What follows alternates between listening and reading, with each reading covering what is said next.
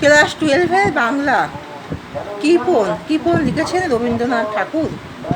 তারা কৃপণ লিখেছেন রবীন্দ্রনাথ ঠাকুর। তোমরা সবাই মন দিয়ে শোনো আর লেখো, সবাই লাইক অ্যান্ড সাবস্ক্রাইবটা দিয়ে দাও। রবীন্দ্রনাথ ঠাকুর কৃপণ লিখেছেন। এখানে একজন ভিক্ষুক, তিনি পথের মাঝে ভিক্ষা করে ফিরছিলেন। এমন সময় ভিক্ষুক দেখলেন যে রথে করে বেশ ভালো, বেশ সুন্দর বেশভূষা পোশাকে সজ্জিত, অলঙ্কারে সজ্জিত একজন রাজা ধীরাজ রথে চড়ে আসছেন।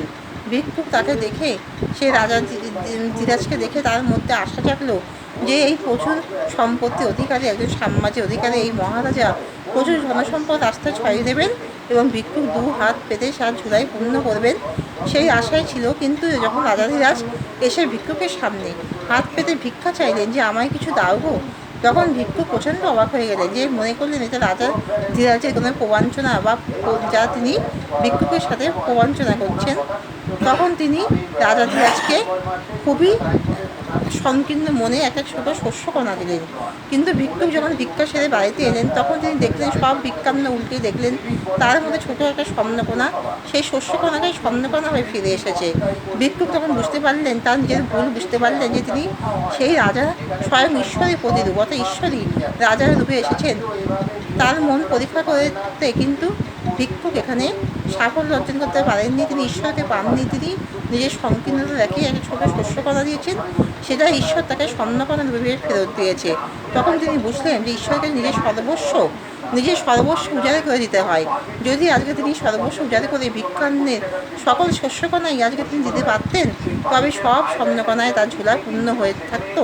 কিন্তু তার এই মূর্খতা, তিনি ঈশ্বরকে চিনতে পারেননি, তিনি এখানে কাল্পনা দেখেছেন, তাই তিনি নিজে আক্ষেপ করলেন।